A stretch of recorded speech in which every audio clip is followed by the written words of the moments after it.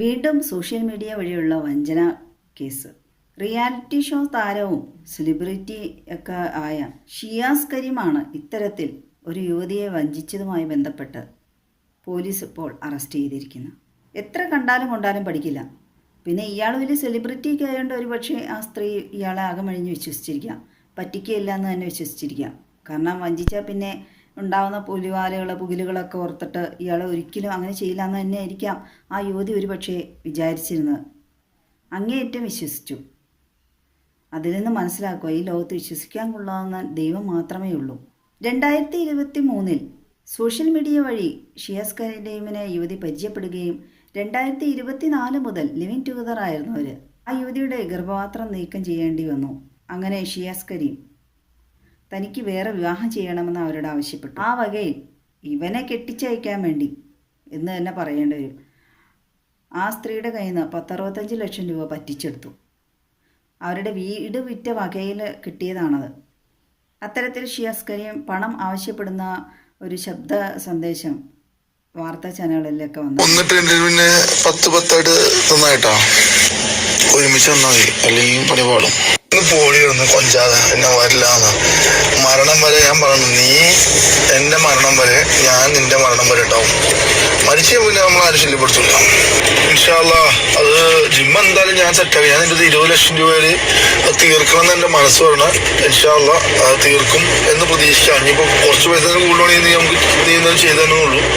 അത് ഓക്കെ ആവാന്ന് മനസ്സ് പറഞ്ഞു. ബാക്കി ഇച്ചിരി ടൈറ്റ് വരിയിരിക്കും. എന്തായാലും ഇൻഷാ അല്ലാഹ് റെഡിയാക്കി എടുക്കണം. എന്തായാലും അത് അക്കൗണ്ട് വഴി 1 ലക്ഷം 10 ലക്ഷം 5 ലക്ഷം ഒക്കെ അല്ലെങ്കിൽ 20 ലക്ഷം ഒക്കെ ഇടുമ്പോൾ ഒരു സോഴ്സ് വയ്ക്കും. അതിന് നമ്മളെന്ന് പറഞ്ഞാൽ നീ എനിക്ക് പൈസ തന്നിട്ട് ആവശ്യത്തിന് മാത്രം അക്കൗണ്ട് ഇടുക, എന്നിട്ട് അത് അപ്പോൾ തന്നെ ട്രാൻസ്ഫർ. അപ്പോൾ നമുക്ക് പറയാലോ ജിമ്മിന്റെ വർക്കിന്റെ പൈസ അങ്ങനെ പറയാൻ പറ്റും. അതങ്ങനെ ചെയ്തോളൂ. അങ്ങനെ ചെയ്താൽ നല്ലത്, അല്ലെങ്കിൽ റിസ്ക് എടുക്കാൻ പറ്റില്ല എനിക്ക് കേട്ടോ. ശരി, 10 ലക്ഷം വെച്ച് അയച്ചാൽ മതി, പണി കിട്ടും. അപ്പം അവിടെ സർക്കാരിനെ ബാങ്കിനെ തട്ടിക്കാൻ നോക്കുവാണ്. ഈ പെൺകുട്ടിയുടെ ഗർഭപാത്രം നീക്കം ചെയ്ത ശേഷം ലൈംഗികമായി ദുരുപയോഗം ചെയ്തു. മാത്രമല്ല കോഴിക്കോട് ഒരു സുഹൃത്തുമായി ചെന്ന് ഈ ഷിയാസ് കരീം ആ യുവതിയെ ഭീഷണിപ്പെടുത്തി നഗ്നചിത്രങ്ങളെടുത്ത് പ്രചരിപ്പിക്കും എന്നൊക്കെ പറഞ്ഞ് അവരെ ഉപദ്രവിക്കുകയൊക്കെ ചെയ്തു. എന്ത് കഷ്ടമാണല്ലേ. അവരുടെ പൈസയും തട്ടിയെടുത്തു, അവരെല്ലാ രീതിയിലും ദുരുപയോഗം ചെയ്തു. എനിക്ക് ആ യുവതിയോട് തോന്നുന്നതിനേക്കാൾ ഏറെ കഷ്ടം തോന്നുന്നത് ഇയാൾ വിവാഹം ചെയ്ത ആ പെൺകുട്ടിയോടാണ്. അവരാണ് യഥാർത്ഥ ഇര എന്ന് പറയേണ്ടി വരും. ഇത്രയും ക്രൂരനായ ഒരുത്തൻ്റെ കൂടെയാണ് അവർ ജീവിച്ചിരുന്നത്, അവർ വിവാഹം കഴിച്ചത്. ഇയാൾ പറയുന്നുണ്ട് ഒരു വീഡിയോയിൽ, ഞാനൊരു വാർത്തയിൽ കണ്ടാണ്, വിവാഹം കഴിച്ച ഒരു കുട്ടിയുണ്ട് എന്നൊക്കെ.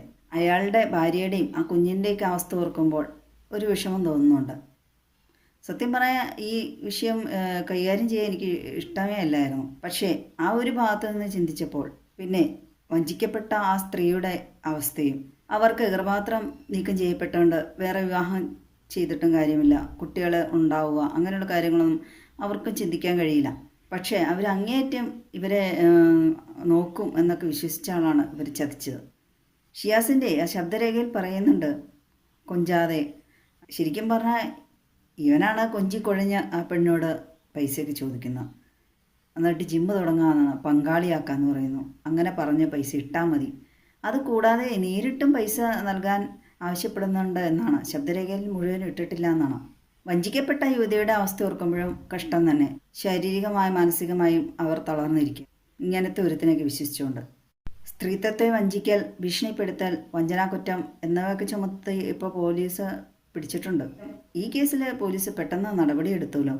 ആ വഞ്ചിക്കപ്പെട്ട സ്ത്രീക്ക് നീതി ലഭിക്കും എന്ന് വിശ്വസിക്കാം. ഇതിൽ നിന്നൊക്കെ എന്ത് മനസ്സിലാക്കിയാൽ എന്ത് സെലിബ്രിറ്റി ആണെങ്കിലും വിശ്വസിക്കാതെ ഇരിക്കുക. പൈസയൊക്കെ കൊടുത്ത് ഇതുപോലെ മാനം അഭിമാനമൊക്കെ കളഞ്ഞ് സ്വയം വഞ്ചിതരാകാതിരിക്കുക. ഇത്തരത്തിൽ വേറെ എല്ലാ പെണ്ണിൻ്റെയും കയ്യിൽ നിന്ന് പൈസയും മേടിച്ച് സ്വന്തം കല്യാണമൊക്കെ കഴിച്ച് ഇവൻ വിവാഹം ചെയ്ത പെൺകുട്ടിയും കൂടെ വഞ്ചിച്ചിരിക്കുകയല്ലേ അവരുടെ വീട്ടുകാരെയും. നേരത്തെ ബീഫ് വിവാഹത്തിൽ വലിയ വൈറലായതെങ്ങാണ്ടാണ് ഇയാൾ. ഇടയ്ക്കിടയ്ക്ക് പുള്ളി വൈറലാവാൻ നോക്കുന്നതാണെന്ന് തോന്നുന്നതൊക്കെ. ഇയാൾക്കെതിരെ കേസ് നൽകിയ ആ പെൺകുട്ടി ഇയാളെ വഞ്ചിച്ചു എന്നും പറഞ്ഞുകൊണ്ട് ഇയാൾ വീഡിയോ ഇട്ടിട്ടുണ്ടായിരുന്നു, വാർത്തകളിൽ കണ്ടു. ഇയാളുടെ ഉമ്മാടെ കയ്യിൽ നിന്നും ഇയാളുടെ കയ്യിൽ നിന്നൊക്കെ പൈസ മേടിച്ചു എന്നൊക്കെ പറഞ്ഞു. ഇത് വലിയ ഒരു നുണയം തന്നെയാണല്ലേ. ആ പെൺകുട്ടി പരാതി കൊടുത്തോണ്ടാണ്, പിന്നെ ശബ്ദരേഖയൊക്കെ പുറത്തു വിട്ടുകൊണ്ടാണ് ഇയാളുടെ തനി നിറം പുറത്തായത്. ഒരു പക്ഷേ ആ പെൺകുട്ടി പരാതി കൊടുത്തില്ലായിരുന്നെങ്കിലോ എങ്ങനെ അറിയുമായിരുന്നു? ആ പെൺകുട്ടി പ്രത്യേകം പറയുന്നുണ്ട്, പരാതി കൊടുത്തതിന് കാരണം തന്നെ ഇവൻ ഇനി വേറെ ആരെയും വഞ്ചിക്കരുത്, തനിക്ക് പൈസയോ നഷ്ടപ്പെട്ട ഒന്നും വേണ്ട, അതിനുവേണ്ടി ഒന്നുമല്ല അത് ചെയ്യുന്നത്, ഇനി ഒരിക്കലും ഇവനോ ഇതുപോലെ വേറെ ആരും മറ്റൊരു പെൺകുട്ടിയെ ഇതുപോലെ വഞ്ചിക്കരുത് എന്ന് കരുതി തന്നെയാണ് പരാതി കൊടുത്തതെന്നാണ്. ആ ഒരു തീരുമാനത്തിന് ആ പെൺകുട്ടിക്ക് അഭിനന്ദനമുണ്ട്. ഈ ഷിയാസ് കരീം ഈ പെൺകുട്ടിയെ മാത്രമാണോ ഇത്തരത്തിൽ വഞ്ചിച്ചിട്ടുണ്ടാവുക? വേറെയും വഞ്ചിച്ചിട്ടുണ്ടാകുമോ?